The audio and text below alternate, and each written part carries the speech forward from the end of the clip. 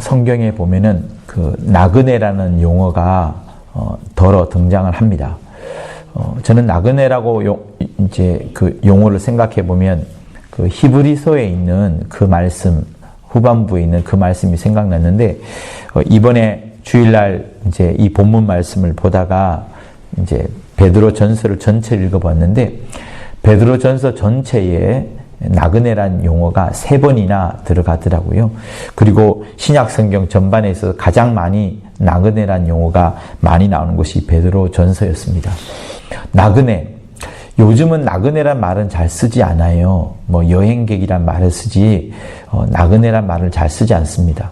그러나 제가 어릴 때만 하여도 그 역 앞에 또 이제 역에서 어떤 정류장까지 왔다 갔다 하면서 사람들이 나그네란 용어를 쓰는 것을 듣곤 했던 것이 지금도 기억이 납니다. 나그네가 뭡니까? 아직 정착할 마땅한 거처가 없어서 그 거처가 있는 곳 혹은 집이나 고향까지 가기 위하여서 여전히 떠돌아야만 되는, 방황을 해야만 되는, 정착할 수 없는, 안정감을 갖지 못한 그런 불안정한 그런 사람을 나그네라고 합니다. 여행 중에 또 어려운 경우를 당하기도 하겠고, 또 새로운 것을 보면서 뭐랄까요, 마음이 신선한 것도 생기지만 여전한 불안한, 또 빨리 내 목적지에 도달해야 되겠다는 그런 마음은 나그네에게 충만할 겁니다. 그런데 이 베드로가 우리를 말해요. 예수 믿는 우리에게 정의를 내리기를, 정의를 내리기를 나그네라 이렇게 말을 합니다. 여러분, 베드로전서 1장 1절에 보면 이런 말이 있어요.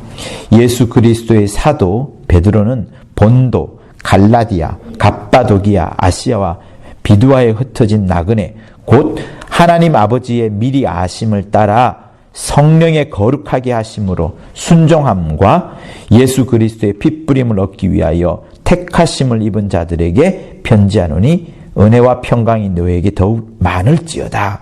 이렇게 말합니다. 곧 나그네에 대해서 말하기를 예수 그리스도의 핏부림을 얻었고 성령으로 순종함을 하고 또 택하심을 입어서 하나님의 은혜와 평강이 가득 찬 곧 우리 같은 사람들, 여러분과 나를 나그네라고 말을 하고 있습니다. 그리고 또 이 본문도 있지만 2장 11절에도 또 나와요. 사랑하는 자들아 나그네와 행인 같은 너희를 권하노니, 우리에게 나그네와 행인 같다라고 말을 하고 우리에게 권하시기를 영혼을 거스려 싸우는 육체의 정욕을 제어하라 이렇게 말합니다. 자기 영혼을 위해서 살아야 되는데 그 영혼에 대한 삶과 육체의 정욕이 다투니까 육체를 제어하는 그런 삶을 살아가는 그것을 나그네와 행인 같은 삶이라 이렇게 말합니다. 그리고 우리가 읽었던 본문 중에 17절에 이제 또 나오죠. 외모로 보시지 않고 각 사람의 행위대로 판단하신 자를 너희가 아버지라 부른즉 너희의 나그네로 있을 때를 두려움으로 지내라 이렇게 말합니다. 나그네로 있을 때를 두려움으로 지내라. 우리에게 두려움으로 지내라는 것을 말씀하고 있어요. 그리고 13절을 또 보면 너희 마음의 허리를 동이고 허리를 꽉 매고요. 근신하는 삶을 살고 예수 그리스도에 나타나실 때까지 너희에게 가져올 은혜를 온전히 바랄지어다 이렇게 말합니다. 그러니까 주일날 우리가 감독님으로부터 들었던 말씀처럼 깨끗함을 입어서 우리가 씻었어요. 우리의 영혼이 주 예수의 핏부림으로 말미암아서 깨끗하게 씻어졌습니다. 그러나 그것으로 끝난 것이 아니고 그 깨끗하게 씻어졌다고 하여서 우리의 삶을 허랑방탕하게 막 지내야 되는 그것이 아니라 주님의 오실 때까지, 우리가 주님을 만나 뵐 때까지 계속해서 내가 주 예수의 피로 씻김을 받았다는 그런 삶을 살아가기를 모두가 다 원하고 있습니다. 주님이 원하고 있습니다. 성령으로 또한 그 삶을 원하고 있습니다. 그래서 여러분 한때 제가 이제 이런 생각을 해봤어요. 대학교 다닐 때 또 어떤 사람들로부터 또 구원의 확신을 얻었습니까? 라는 질문을 받았을 때 나는 12의 사람이었으니까 성령도 받았고 또 방언도 하고 심지어 전도도 하고 했으니까 당연히 구원의 확신이 있습니다. 라고 말을 이제 하곤 하면서 그 사람과 여러 이야기를 좀 나누곤 적이 있는데요. 우리가 구원의 확신을 얻었지만, 그죠? 그렇다고 해서 그 구원받았다는 것에 대해서 장담을 하고 또 그 구원받은 것에 대해서 너무 아니란 마음을 가지게 되면 이 성경에 있는 본문 말씀과 좀 다른 삶을 사는 것 같아요. 나 구원받았으니까, 구원의 확신을 가졌으니까 이제 자유로워 하는 그것이 아니라 이 성경은 우리로 하여금 나그네로 있을 때 두려움으로 지내라라고 말씀을 합니다. 그것으로 끝나지 않고 너희에게 가져올 은혜를 온전히 바랄지어다. 예수를 우리가 만날 때 그때서야 큰 은혜가 우리에게 쏟아진다는 것인데 그 큰 은혜를 맞닥뜨리기 전에 이 땅에서의 우리의 삶은 허리를 동이고 근신하고 또 나그네로 있을 때 두려움을 지내는 것처럼 우리의 삶을 고루고루 만져주고 고루고루 바꾸어가는 것들이 필요한 겁니다. 그래서 로마서 12장에 나오는 말씀 중에 그 그러므로 이후라는 단어가 있잖아요. 로마서는 11장까지는 진리에 대해서, 복음에 대해서, 또 하나님에 대해서, 또 신령한 것에 관해서 잔뜩 설명을 합니다. 그리고 율법과 복음에 대해서도 간절히 이야기를 하고 있죠. 그러나 12장 딱 시작할 때 첫 단어가 그러므로라고 시작해요. 그러므로 그 이전에는 하나님에 대하여서, 진리에 대하여서, 복음에 대하여서 신령한 것에 대해서 말하지만 12장 이후부터는 그러므로 이후부터는 우리의 삶에 대해서 이야기를 합니다. 그래서 내가 하나님의 모든 자비하심으로 너에게 권하노니 너희 몸을 하나님이 기뻐하시는 거룩한 산제사로 드리라. 우리 몸을 드리는 그것이 이는 너희의 드릴 영적 예배니라 이렇게 말합니다. 우리의 몸으로 드리는 것인데 그 몸으로 드리는 그것이 영적인 예배라고 바울은 말을 합니다. 그러면서 이 세대를 본받지 말고 오직 마음을 새롭게 하여서 변화를 받아서 하나님의 선하시고 온전하시며 기뻐하신 뜻이 무엇인지 분별하도록 하라 이렇게 말씀을 합니다. 그러니까 성경은요 우리에게 진리만을 가르쳐주고 복음만을 가르쳐주고 하늘에 대한 것 신령한 것만 말씀하는 것이 아니라 이제는 우리의 삶에 대하여서도 말씀을 하고 있는 겁니다. 왜? 우리는 말씀을 듣는 이 교회 안에만 머무는 게 아니거든요. 하루하루 삶을 살아가고 하루하루 믿지 않는 자들과 또 믿기는 하지만 믿음이 연약한 자들을 계속해서 만나고 있고 한 가정 안에서 여러 믿음의 단계가 다른 사람들과 함께 성장을 하고 있습니다. 그러므로 내 삶이 어떠한가에 따라서 많은 사람들이 영향을 받게 되고 또 위로를 받게 되고 실망을 하기도 하는 것이 우리의 삶인 겁니다. 요즘 여러 언론에서 또 코로나 이런 사태도 겹치고 하면서 사람들이 교회에 대한 판단을 많이 합니다. 교회의 방역 원칙이 어떻다. 그 교회가 방역 원칙을 지키지 않아서 코로나의 원상지가 되었다. 이렇게 하면서 계속 교회를 합니다. 그렇게 계속 교회를 이야기하다 보니까 마치 교회가 굉장히 잘못하고 있는 어떤 단체, 심지어 썩어 문드러져야 될, 없어져야 될 그런 단체로 생각을 하는데 문제는 사실상 여러분 교회가 아닙니다. 우리가 정확하게 알아야 될 사실은 뭐냐면 교회라는 것은요 예수의 피로 깨끗함을 입은 사람들이 부르심을 받아서 모인 그 사람들, 그들을 향하여서 교회라고 합니다.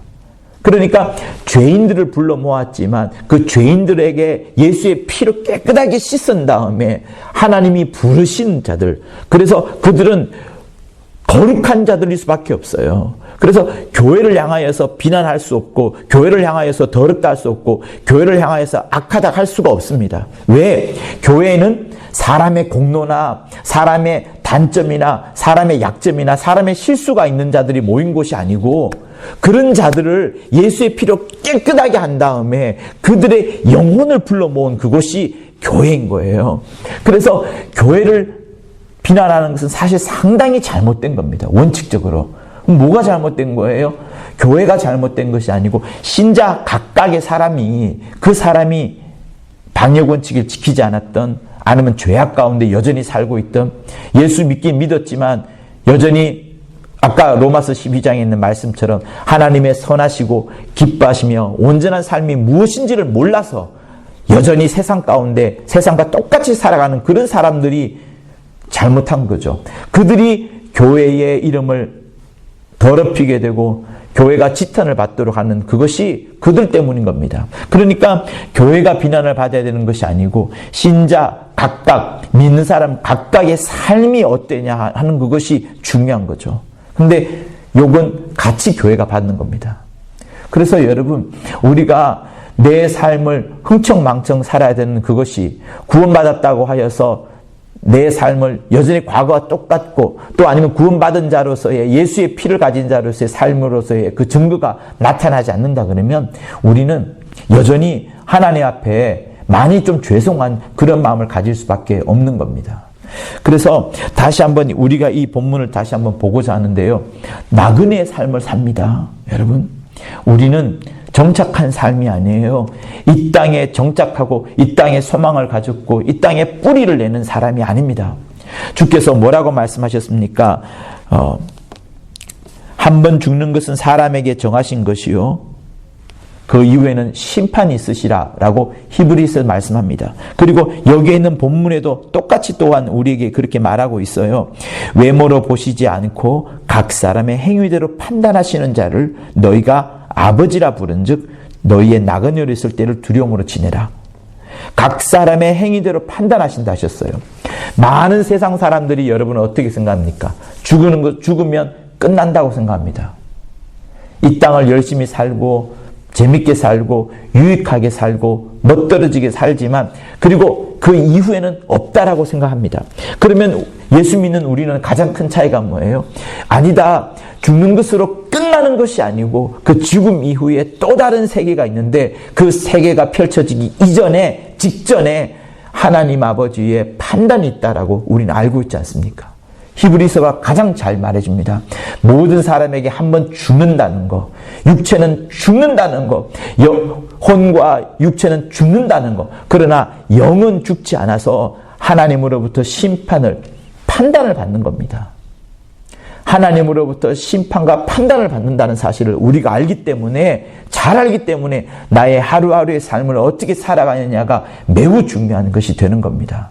그래서 성도 여러분, 우리가 예수로부터 예수의 공로를 얻고 예수의 피로 말미암아서 깨끗하게 씻음을 받았으면 그 이후에는 내가 정말 나그네로서의 어떤 삶을 살아갈 것인가에 대해서 한번 살펴보고자 하는 겁니다. 그래서 한번 볼 건데요. 13절을 보면은 너희에게 가져올 은혜를 온전히 바랄지어다. 은혜가 이미 우리에게 다가오지 않았습니다. 여러분이 지금 예수 믿으면서 10년간, 20년간, 30년간 받았던 은혜는 장차 예수 그리스도께서 나타나실 은혜에 비교하면 아무것도 아닐 정도로 주님이 오실 때에, 주님을 만날 때에 우리가 받는 은혜는 어마어마하게 클 겁니다. 그 은혜를 사모하라. 그 은혜를 바랄지어다. 그 은혜를 온전히 바랄지어다 라고 말씀하는 겁니다. 이 땅을 살아가면서 고난을 받기도 하고 사람들로부터 오해를 받기도 하고 욕을 얻어먹기도 하고 또 실수하여서 나쁜 결과를 얻어먹기도 합니다. 또 그것이 영적으로 스며들어서 내 몸에 병이 일어나기 수도 있습니다. 그러나 여러분, 우리가 그럼에도 불구하고 바라봐야 되는 것은 무엇이에요? 하늘나라를 바라보는 겁니다. 주 예수만을 의지하는 겁니다. 다른 것으로 만족하는 것이 아니라 예수로 만족하는 거예요. 여러분, 이 세상에서 가장 무서운 사람, 이 세상에서 가장 멋진 사람, 세상이 도무지 감당할 수 없는 사람은 누군가 하면 부자가 아니에요. 뭐 저렇게 강남이나 뭐 어떤 큰 돈 많은 땅을 갖고 있는 그런 부자들이 무섭고 강한 사람들이 아니라 이 땅에 아무것도 없다 할지라도요, 저 하늘의 소망을 가지면서 가장 어려울 때 웃고 가장 힘들 때 그 힘든 순간에서 오히려 남을 격려하고 위로하고 정말 교회가 막 흔들려지며 무너지며 막 온 것이 파산되려고 할 그때에도 교회를 세우려고 힘껏 수고하는 자들, 그 사람들이 가장 무섭고 강한 자들입니다. 근데 그들이 왜 그런 마음이 있을까요? 이 땅에 소망을 두는 것이 아니라 저 하늘에 소망을 두고 있는 겁니다. 하나님만으로, 주 예수만으로 충분하다. 그 한 분만으로 충분하다. 내가 비록 몸이 아프다 할지라도, 비록 나이가 많이 들어서 마음껏 움직이지 못한다 할지라도 내 심령 속에는 이미 저 하늘이 이 마음속에 확 들어와 있는 겁니다. 저 하늘이 내 마음속에 확 들어와 있는 거예요. 곧 하나님의 본체인 하늘이 내 심령 속에 이미 성령으로 충만한 사람을 도무지 세상은 감당할 수가 없는 겁니다. 그 사람을 죽인다 할지라도 여러분, 그 사람 속에 있는 하늘을 빼앗아낼 수 있겠습니까? 그 사람이 누리고 있는 저 천국의 기쁨을 우리가 조금이라도 앗아갈 수 있겠냐는 거예요. 못 앗아갑니다. 그런 사람이 가장 무서운 거예요. 몸은 죽일지라도 영혼을 건드리지 못하는 자를 두려워하지 말고 몸과 영혼까지라도 죽이는 자를, 몸과 영혼까지도 멸하는 자를 너희는 두려워하라 라고 말씀하시는데, 우리 안에 하나님의 본체인 하늘로 충만하다 그러면, 저 하나님의 나라로 충만하다 그러면, 주 예수만으로 충만하다 그러면 그것보다 더 강한 자가 어디 있겠습니까? 그래서 성도 여러분, 하나님께서 우리에게 말씀을 하십니다. 그리스도에 나타나실 때에 너희에게 가져올 은혜를 온전히 바랄지어다. 나그네의 첫 번째 삶은 은혜래요. 은혜를 아는 사람. 이 은혜를, 나그네로서의 첫 번째 삶은 은혜가, 장차 오실 은혜가 있다는 거, 하나님이 우리에게 베풀어주는, 하나님을 만났을 때, 주 예수를 만났을 때 그 은혜가 크다는 거. 그래서 내가 이 땅에서 누렸던 그 은혜로 끝나는 것이 아니라 장차 오실 은혜, 이 은혜를 바라는 것이 나그네의 첫 번째 삶인 겁니다. 이런 사람을 감당할 수가 없어요.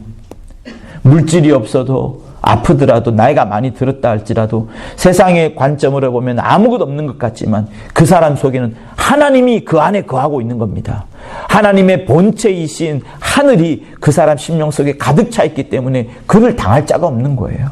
그래서 성도 여러분, 첫 번째 나그네로서의 삶, 신자를 향한 하나님의 우리에게 원하는 그 삶의 첫 번째 표지인 나그네의 삶 중에 첫 번째는 은혜를 온전히 바라는 그것을 말씀을 하는 겁니다.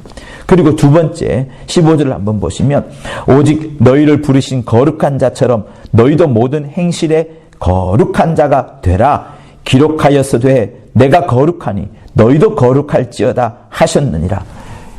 행실이라는 부분은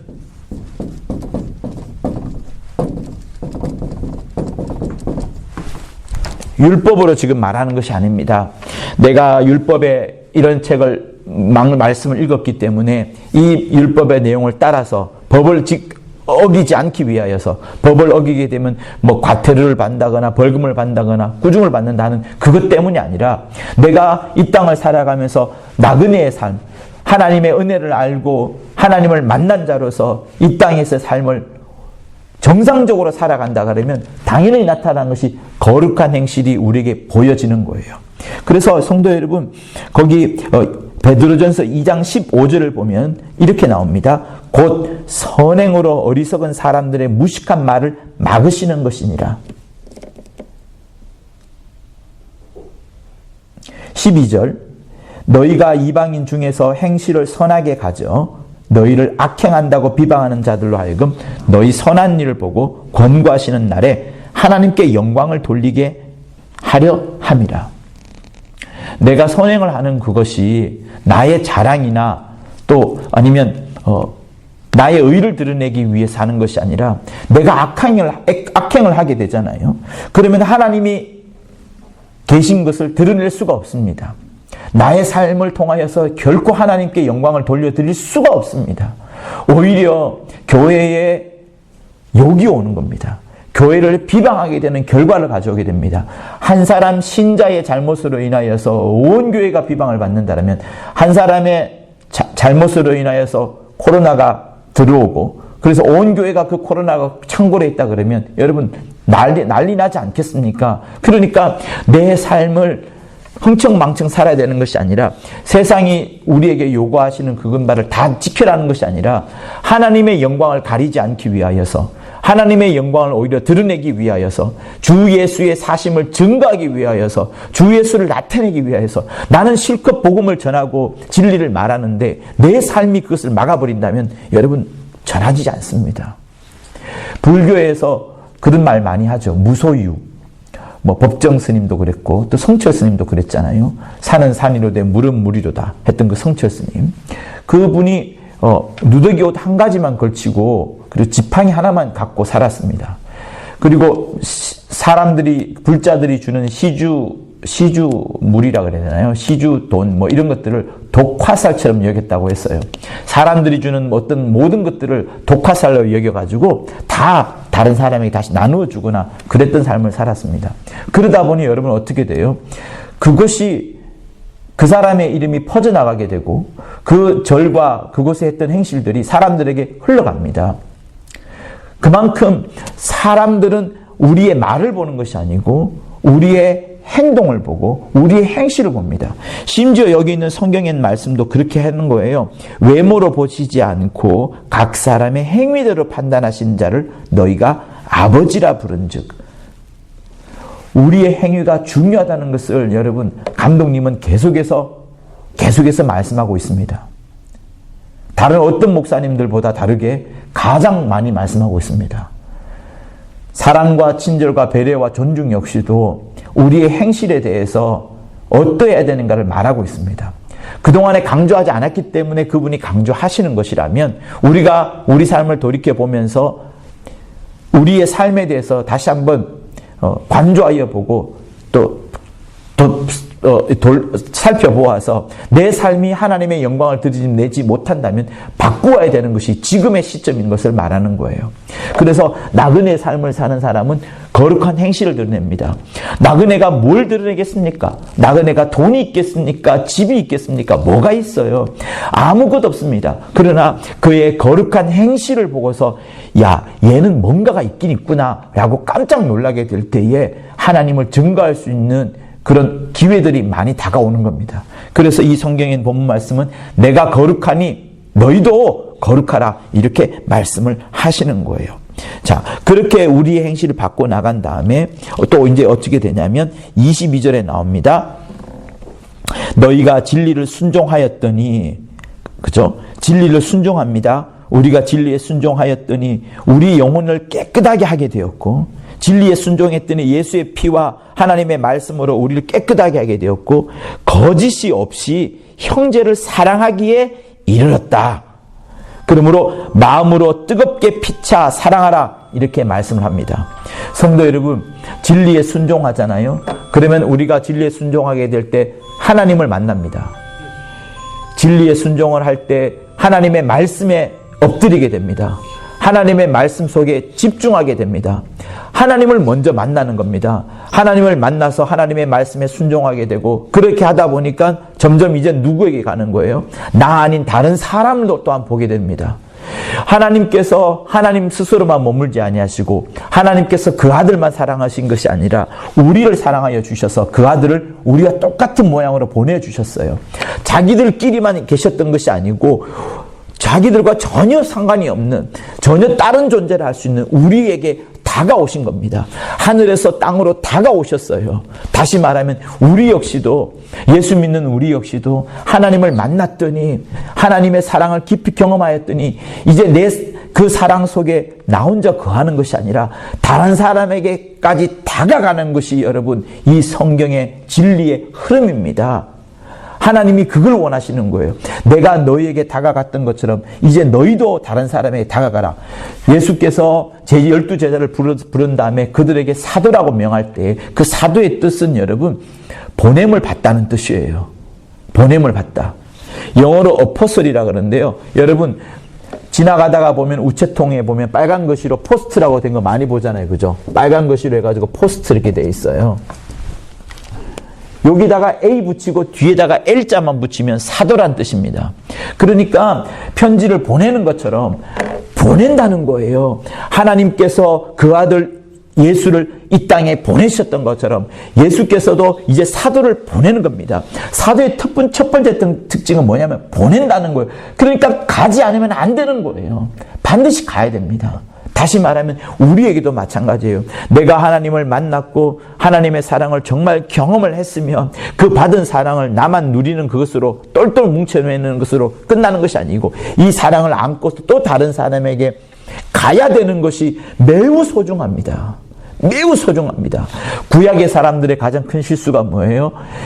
아브라함과 이삭과 야곱, 이스라엘 사람들의 가장 큰 실수가 뭐예요? 자기들은 선민이라 하여서 그 선민이라는 공간 속에서 갇혀져 버렸어요. 자기 민족이 아니면, 이스라엘 민족이 아니면 모든 이방인들을 여기고 그들을 죽이거나 그들에게 해악을 끼치거나 그들의 것을 가져오거나 하나님의 이름으로 이런 좋지 않은 짓을 했습니다. 그러나 주 예수께서 뭐라 하셨어요? 선민 중요하지 않다. 아브라함의 자손 중요하지 않다. 누가 아버지를 알고 아버지의 뜻대로 하느냐. 그것을 말씀하셨습니다. 그래서 제자들로 하여금 이제는 선민이라는 사상을 깨뜨리고 이스라엘 넘어서 온 유대와 사마리아, 이제는 땅끝까지, 사마리아와 땅끝까지 흘러가라 라고 말씀을 하시는 겁니다. 가지 않으면 안 되는 거예요. 그래서 저는 개인적으로 항상 생각하는 것이, 마음속에 제가 갖고 있는 가장 큰 부담으로서 가지는 것이 뭐냐면, 예수 믿는 사람은 믿은 만큼 그 믿음을 들고 다른 사람에게 가야 되는 그것이다. 가서 복음을 전해야 되는 그것이다. 그들과 함께 머무는 것이다. 그들에게 하늘 소식을 전해주는 것이다. 곧 여러분, 은혜를 나만 누리면 아니 됩니다. 반드시 흘러가야 되는 거예요.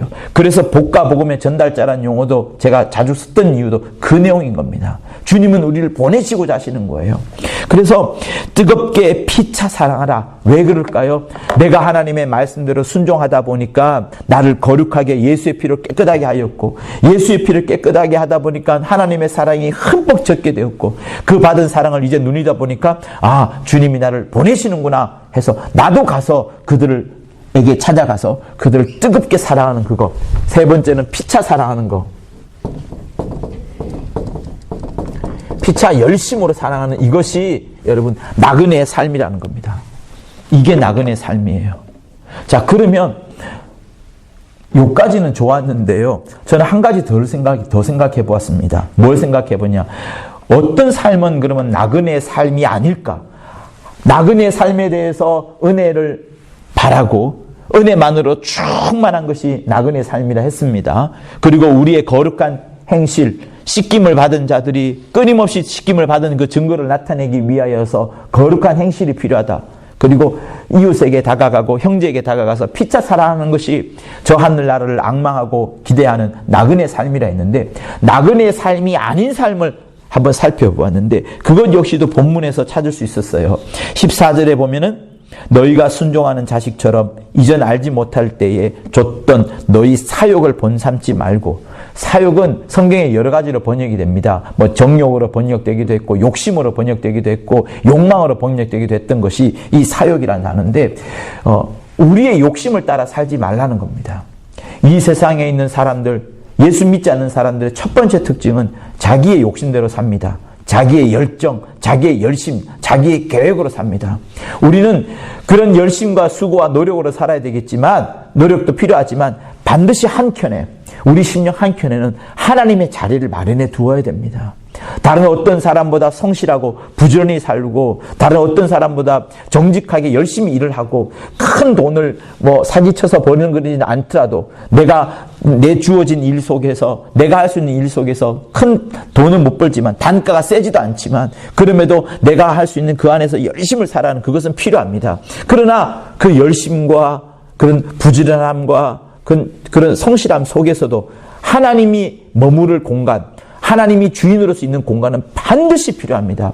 많은 정치가들, 많은 위대한 자들, 많은 철학자들, 많은 교수들, 많은 부자들이 가장 큰 실수하는 데가 뭐냐? 처음에는 가난할 때 예수를 믿으면서 시작했지만, 그래서 예수께서 하나님이 복 주셔서 내가 잘 됐습니다라고 간증을 하는데요. 나중에 이렇게 커진 다음에 그들이 하는 실수가 뭐냐면 하나님의 자리를 없애버리는 거예요. 내가 열심하였고, 내가 수고하였고, 내가 잘났고, 내가 이렇게 업적을 쌓았기 때문에 이렇게 했다라고 생각하면서 자기 의가 하나님의 의를 밀어냅니다. 자기의 보좌가 하나님의 보좌를 덮어버립니다. 그런 실수를 많이 하는 거예요. 그런 실수를 정말로 많이 합니다. 그래서 성도 여러분, 우리는 내가 지금 있는 자리에서, 지금 있는 나의 이 자리에서 항상 열심을 낼 때에도 또 성과와 성취가 좋을 그때에도, 많은 월급을 받았을 때에도, 좋은 결과를 얻었을 때에도, 큰 사업을 따내어서 잘했을 때에도, 또 내가 수고하여서 나라에 어떤 큰 공로를 쌓았을 때, 그때에도 항상 하나님의 자리, 하나님이 주인된 자리, 하나님이 일하시는 자리를 반드시 마련해 두어야 합니다. 그러지 않으면 실수하고 넘어지는 거예요. 왜? 그 시작점은 나의 사욕 때문에, 나의 욕심 때문에 그런 겁니다. 그래서 나그네의 삶이 아닌 삶 중에 첫 번째는 사욕을 본받는 삶인 것이고요. 두 번째로는 17절에 있습니다. 외모로 보시지 않고 각 사람의 행위대로 판단하시는 자. 세상에 있는 사람들이 얼마나 외모를 많이 봅니까? 여러분 뻔하지 않습니까? 지금도 바로 예배당을 밖에 나가면 백화점에 딱 들어가보면 내가 얼마짜리의 옷을 살 수 있을지 그 종업원이 한눈에 스캐닝 딱 해보고 딱 압니다. 그 사람의 구두 보고 이 사람은 10만 원짜리 살 거야 하면서 벌써 이쪽으로 안내하고, 또 비싼 거 살 줄 알고 이쪽으로 안내합니다. 그런 눈초리가 싫어서 어떤 사람은 카드를 막 쓰기도 하죠. 다 어리석은 짓입니다. 세상 사람들은 외모만 봅니다. 그래서 멋진 가방, 멋진 차, 멋진 집, 자기의 모든 것들을 갖고 나가죠. 그런데 여러분 그것으로 만족할 줄 아십니까? 만족하지 않습니다. 저희 재단에 어마어마한 물건들을 계속 기부해 주는 사람들이 있어요. 근데 다 불신자들입니다. 집을 한번 찾아가 봤어요. 집에 물건들이 잔뜩 있습니다. 다 비싼 것들이에요. 이 사람들은 제가 비난하려고 하는 것은 절대 아닙니다. 만족을 못 하는 거예요. 어느 날 좋은 물건이 홈쇼핑에 나오는데 30만 원짜리 물건이에요. 좋아요. 정말 좋습니다. 일반 백화점에 파는 것보다 더 좋아요. 그런데 그 다음날 35만 원짜리 물건이 이분과 비슷한 건데 해외에서 나온 게 있어요. 그럼 이것도 삽니다. 그리고 또 며칠 지나면 또 사는 거예요. 그러다가 또 이거 사고. 그러니까 만족을 누리기를, 자기가 갖고 있는 돈으로 특정한 물건을 사는 그것, 산 다음에 그것을 자랑하는 것으로 거의 모든 세월을 보내요. 첫 번째 물건을 샀으니까 두 번째 물건 샀고 세 번째 사잖아요. 최신의 것이 있으니까 1, 2, 3 사지 않습니다. 심지어 여러분 명품 자가용도 그래요. 첫 번째는 제네시스 샀습니다. 그 다음에는 벤츠 샀어요. 그 다음에는 벤틀리 삽니다. 두 번째, 세 번째 다 나중에는 안 탑니다. 돈은 돈대로 들어가죠. 유지비 들어가죠. 기름 들어가죠. 차 둘 공간 없죠. 그런데도 계속해서 삽니다. 만족이 없어요. 외모 때문에. 모든 사람들이 외모를 보니까 제 벤틀리 타고, 벤틀리가 얼마나 비쌉니까? 근데 이제 람보르기니 이런 큰 스포츠카 같은 이런 거 타야 된다고 생각해서 또 삽니다. 외모 때문에. 외모에 한번 빠지게 되면 계속해서 글로 갈 수밖에 없습니다. 성형수술 여러분 왜 하나요? 한 번 하는 사람 거의 없다지 않습니까? 두 번 한 사람은 없고 10번 한 사람은 더 많다라고 하지 않나요? 시작하면 계속 성형합니다. 외모 때문에. 하나님은 근데 그 사람의 외모를 보지 않거든요. 그 사람의 행위를 보면서 그 사람 속마음의 중심이 어떠한가를 주님이 보시는 겁니다. 너희가 그를 아버지라 부르신 우리가 부르는데 장차 나중에 심판받을 때 어떻게 될까요? 그러므로 성도 여러분, 나그네의 삶을 살지 않는 사람은 외모에 치중을 합니다. 우리는 외모에 치중을 하는 것이 아니라 나의 심령, 내 심령을 거룩하게 하고 나의 행실을 하나님이 살아계심을 증거하는 데 부족함이 없도록 마구마구 드러내는 것으로 우리는 바깥을 드러내야 되는 것이 우리 삶인 겁니다. 그리고 세 번째 18절에 보면 너희가 알거니와 너희 조상의 유전한 망년된 행실에서 우리를 나쁜 행실에서 구속한 것, 우리를 나쁜 행실에서 구속한 것은 은이나 금 같은 것이 아니라는 거예요. 이 세상 사람들이 얼마나 물질에 빠져 있습니까? 아까 말했던 외모와 똑같은 거예요. 사람들을 돈으로 평가합니다. 얼마 받는데, 월급 얼마래, 연봉 얼마래. 여러분 심심찮게 그런 이야기를 합니다. 그리고 그것으로 사람을 평가하는 거예요. 믿는 사람들도 결혼할 때 그것을 보지 않을 수가 없습니다. 봅니다. 그러나 우리는 그걸 넘어서야 되는 거죠. 쉽지 않습니다만 어렵더라도 해야 되는 것이 하나님의 말씀입니다. 나그네의 삶이 아닌 삶은 금과 은을 바라봅니다. 그러나 우리는 금과 은을 바라보는 것이 아니라 오직 흠없고 점없는 어린 양 같은 그리스도의 보배로운 피로 한 것이라. 이 그리스도의 피는 창세 전부터 이 세상이 만들기 지기 전부터 이미 계셨던 것인데 나타나신 것이 2000년 전에 나타나신 바 된 거예요. 그만큼 소중한 겁니다. 금과 은보다 더 소중한 것이 예수의 피일진데 우리가 과연 무엇을 비교해야 되는 거예요? 너무나도 예수의 피가 크기 때문에 금과 은은 크지 않기 때문에 그 비교가 차이가 너무 크기 때문에 우리가 판단하지 못하는 것일까요? 성도 여러분, 우리 심령 속에 들어와 있는 금과 은, 정말 이것을 과감하게 무릎 꿇치고 과감하게 하나님 앞에 굴복시키는 것이 헌신의 시간이요 헌금이라 지난번 설교 때 여러분에게 말씀해 드렸어요. 유대인들은 성인이 되기 전에 자녀들에게 항상 3가지를 줍니다. 뭘 주냐면 성경을 주고요, 그리고 돈을 주고요, 그리고 시계를 줍니다. 이 3가지를 성인 되기 전에 꼭 줘요. 그리고 밥 먹을 때마다 대화를 나누는 것이 있습니다. 말씀에 대해서 대화를 나누겠어요? 아닙니다. 시간에 대해서 대화를 나눌까요? 아닙니다. 돈에 대해서 유대인들은 항상 대화를 나눕니다. 끊임없이. 왜? 이 아이가 돈을 잘 번다는 것은 그만큼 삶에 대해서 의욕이 있고 재미가 있다는 것이고, 돈 한 푼 못 번다 그런 것은 능력이 없다라고 생각합니다. 그래서 어쨌든 이 아이가 일할 수 있도록, 그래서 돈을 벌게 할 수 있도록 어떤 이 회사에 들어가게 한다든가, 이 아이의 취미에 맞는 회사에 집어넣는다든가, 이렇게 해서 계속해서 돈에 대해서 이야기를 합니다. 왜? 그들은 이 땅에서 복을 받는 것이 하나님이 계신 것이라고 계속해서 배워왔었거든요. 아브라함에게 주신 복이 그런 복이다라고 여겨서 그렇게 돈을 반드시 벌어야 된다고 생각하는 겁니다. 그래서 끊임없이 대화하는 거예요. 그러면 여러분, 우리는 어떻게 해야 될까요? 우리는 그들과 다르게 돈에 대해서 이야기하는 것이 아니라 신령한 말씀에 대해서 이야기를 해야 됩니다. 밥상머리에서 그들은 돈에 대해서 항상 이야기하듯이 우리는 밥상머리에서 항상 자기의 영적인 삶에 대해서, 신령한 삶에 대해서 이야기하지 않으면은 우리 자녀들에게 신령한 것이 흘러가기 어렵습니다. 그래서 대화의 주제가 바뀌어져야 되는 거죠. 그것처럼 유대인들도 은이나 금에 대해서 그렇게 몰두하는데 다 없어지는 것들입니다. 우리는 어떻게 해야 될까요? 예수께서 우리에게 더하여 주신 하나님의 은혜, 그 은혜가 크다는 것을 깨닫고 그 은혜에 대해서 끊임없이 말할 수 있는 것이 우리의 삶인 겁니다. 그래서 나그네의 삶이 아닌 자의 삶으로서 3가지가 또 있어요. 3번째가 은과 금, 그리고 이렇게 나누어지겠죠. 그리고 외모에 대해서, 그리고 한 가지가 사욕, 사욕, 이렇게.